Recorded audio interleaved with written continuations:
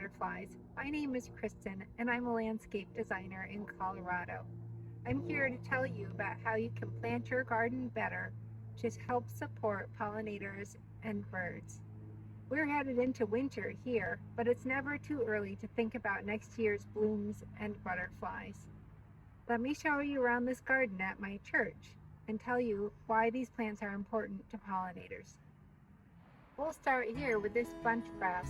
This is called Blonde Ambition Grama grass, and it's a cultivar of our Colorado state grass, grama grass. Bunch grasses are host plants for skipper butterflies and are also great for boosting our endangered bumblebee population. Bumblebees like to nest at the base of bunch grasses. In a prairie setting, bunch grasses are also the preferred nesting site for ground nesting birds. They can't nest in spreading grasses as the birds often run between clumps of grass before taking off in order to hide the location of their nests. I've left this grass standing for now, but I'll cut it back in the spring before it begins to grow. Grasses are beautiful all winter long, but here in Colorado, it's a good idea to cut back any really tall grasses that are close to your home so as to reduce fire hazard when they are dry. I've actually left a lot of perennials in this garden standing for the winter.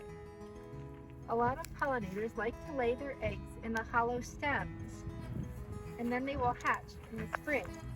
This large plant is a yarrow. This particular one is not a native variety, but it has pretty pink flowers all summer long.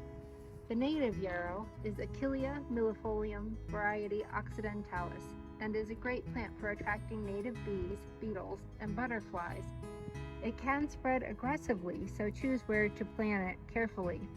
In this garden, I actually wanted plants that would spread aggressively to compete with non-native weeds that were present here before the garden was planted. And speaking of spreading aggressively, over here I have Johnny Jump-Ups coming up in the garden. These Johnny Jump-Ups are not native, but I've let them stay. They provide good early forage for our tiny native bees. Johnny Jump-Ups are also related to pansies, which host fritillary butterflies. They do die out in the heat of summer, which leaves the perennials to take over for the rest of the season. Over here, we have native lavender bee balm. Bee balm is a favorite of all kinds of pollinators, including hummingbirds. It is also the host plant for the wood nymph butterfly. This bee balm has been busy reseeding itself, which in this location I don't mind. Over here, we have chocolate flower. Chocolate flower is the host plant for 6 different butterflies. It also is attractive to songbirds as they like to eat their seeds. In the summer, it has yellow daisy-like flowers and a lovely chocolate scent. Purple prairie clover is a nitrogen-fixing plant, so it's good to include in prairie plantings. It is the host plant for the dog-faced sulfur butterfly, the striped blue butterfly, the Mexican blue butterfly, and Riegert's blue butterfly. It can reportedly spread aggressively, but I haven't seen that happen yet. Along with the purple prairie clover, we have little blue stem, another bunch grass. This one is also a good host plant for skipper butterflies and is a winter seed source for small birds. And over here, we have a small juniper at the end of the bench. Most people don't see a lot of value in junipers, but junipers host the juniper hair-streaked butterfly. Junipers are very tough and once established can tolerate low moisture well.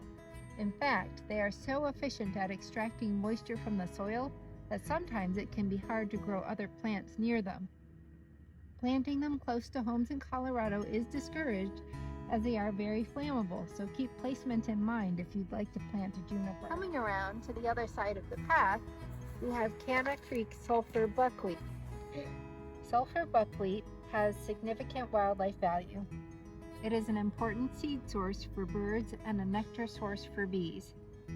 It also hosts many butterflies, including the Mormon meadowlark, the Rocky Mountain dotted blue, the blue copper, and the lupin blue butterfly. It's a well-behaved plant that has pretty yellow flowers in the summer. Moving along the path, we have prairie wine cups.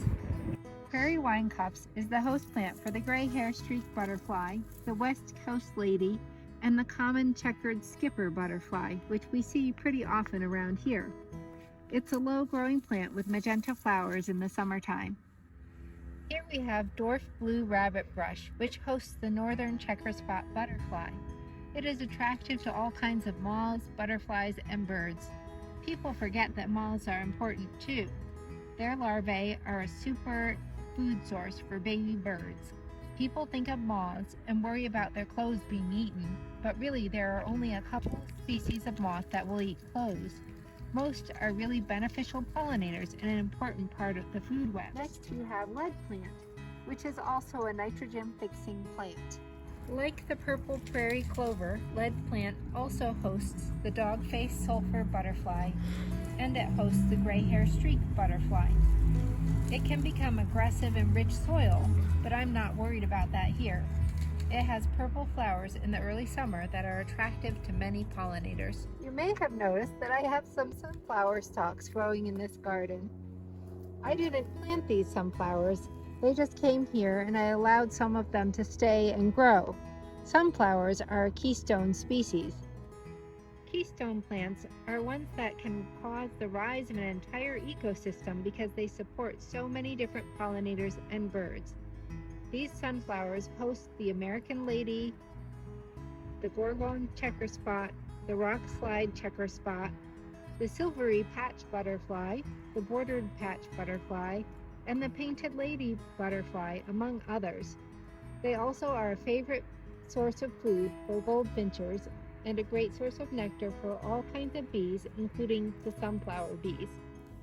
Next to the sunflower stalk, we have what will someday become a large serviceberry shrub.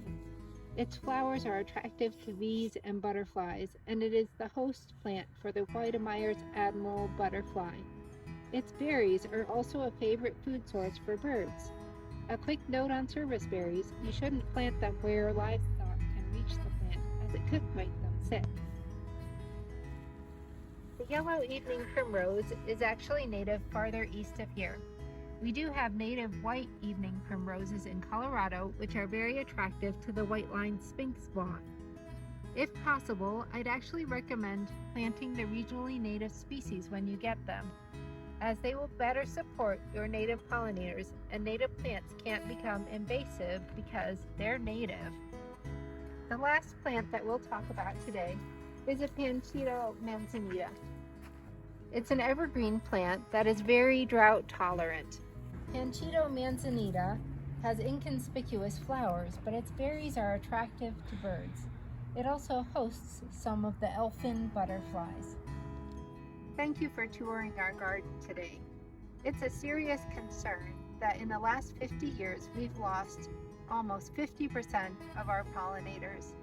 It's no coincidence that we've also lost about 50% of our songbirds.